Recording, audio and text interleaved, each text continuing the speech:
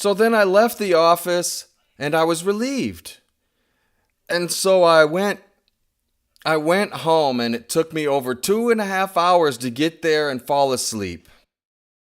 And that afternoon, it was very interesting.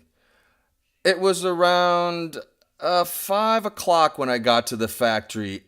And as usual, the staff from the day shift meets with the staff from the night shift and they discuss things that are important to the jobs and what was supposed to be done that day. And of course, all the bosses were there as well. All the bosses were there. You know what I mean. Well, you guess what happened next? Many of them, they gave me the cold shoulder. They totally ignored me. And I thought that it was very interesting the way people run away from their problems, and as well as the solutions to these problems. And they're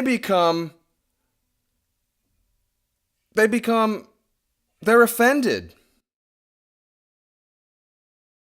But I looked at the work schedule, and then I talked to the day shift supervisor, and then the night shift started. And if I'm not mistaken, our dinner time was around 8 or 8:30 because we started at night around 5 o'clock and we had dinner around 8 or 9 or something like that. But that day, there was a big surprise for us. It seemed like we were at a 5-star restaurant or staying at a hotel that had a 5-star restaurant. There were 2 well-dressed waiters, a nice, delicious, freshly cooked meal, and we were all so happy. And so it turned out that it was one of the happiest days in my entire life. And then I started thinking to myself, DD, you've got to start to make things happen. You got to stop dragging your feet like the way you've been. Nothing like that. You have to become proactive at all times and not wait for things to happen. You have to learn to kill the snake before it grows and eats you up. So we went back to work that evening feeling all happy and everything, and we saw Mr. Mayor walking around the factory there, checking things, and he walked past me and he gave me the thumbs up. Good job. Great job. And from that day on, let me tell you something now. I don't want to sound like I'm bragging or anything, but I have a history in that multinational company where I reached the position of executive. And I got that position because I worked hard. I took care of my staff and created a nice working environment. It was a happy one. And we all knew our obligations. And that is, the company comes first. Whenever we set foot inside the factory, our dedication has to be towards the factory, and we have to work hard to achieve the best results. Things like productivity, quality, cost reduction, safety at the workplace. And I try to tell them that we have responsibilities within the company. We're paid to care about what we do, but people complain about salaries and how they're low. But hey, there are lots of jobs. If you don't like to work here, you can find another job. There's lots of jobs out there. But of course, the ones who are best prepared, they would obviously be offered and would receive the best salaries and benefits. But what I want you to see, what I want you to understand is that we cannot sit and wait in silence. What would have happened to me if I hadn't said anything? Well,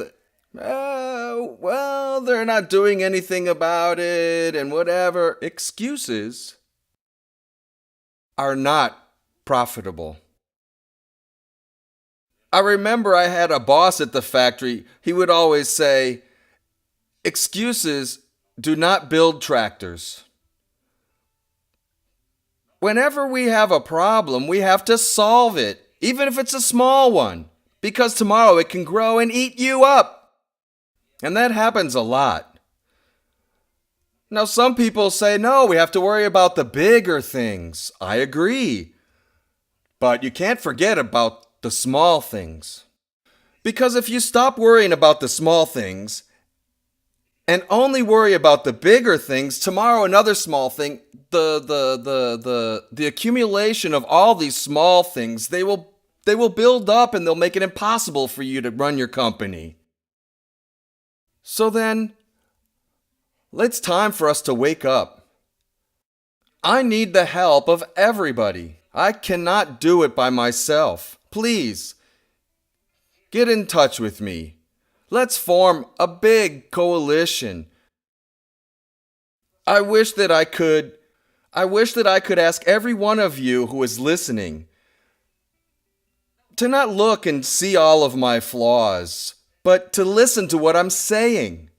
Now, I know that most of you who are living, or maybe you've already gone through these experiences, so you know the quality of the working conditions is something important and it needs to be enforced. There is no slavery any longer, although there are still a lot of people working as slaves in this country. And everyone knows about it. So what can I do? What can we do? Come on. Wake up.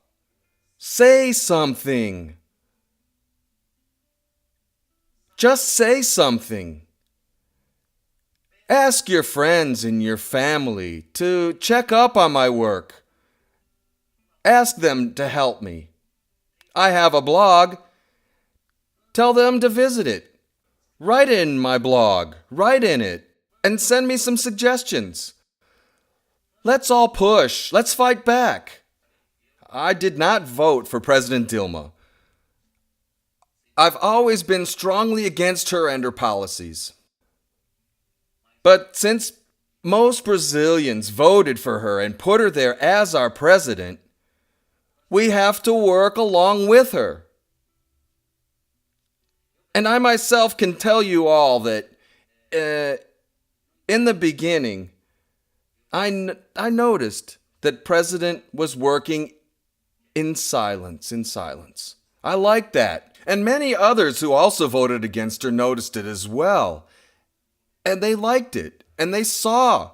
But then the scandals came up. And unfortunately, our president, of course, she formed her team, and she fought against. But she's having problems. But who doesn't have problems? But what really matters is the goodwill of the people. That is what really counts. We just have to work together. Now, I'll give you an example. I've always been successful as a director and as an executive because I've always chosen well the team that's going to work around me. For every job, I've chosen well. So the same applies to our president. Miss President, you need to have by your side the very best professionals from every area. Build up a strong team. A team that we can say will make history, along with the first female president of Brazil, with a very strong team that will make history. You have to pick the very best ones. I'm not saying, Miss President, you have your party, and you have to follow the directions of your party, okay. But are there good people in your party? Do your supporters, do they have good people too? And you know there are other professionals. You know that there are other professionals. Therefore, we can't come down on the parties or your supporters or whatever. Not in any way. What we have to do is condemn the bad ones, the ones that are evil. that are malicious, that are corrupt. You see, they're everywhere in our society. They do exist. Even in working environments, in the factories, they exist. Among the poor families, they exist too. The thing is, we have to look hard for the good ones. They are out there, and many of them. They outnumber the bad ones. Let's wake up, my Brazilian friends, and let's try to help our president to make history for her remarkable achievements that will make history because she faced every adversity and she made what was better for her people. Listen up. I think I've said enough. Maybe I'm right or maybe I'm wrong, but I'll tell you one thing. I don't believe in violence. I believe in peace and love and understanding.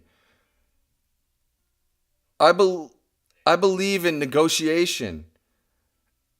And I believe in good working conditions and incentives for business. We have to improve it. We have to improve it.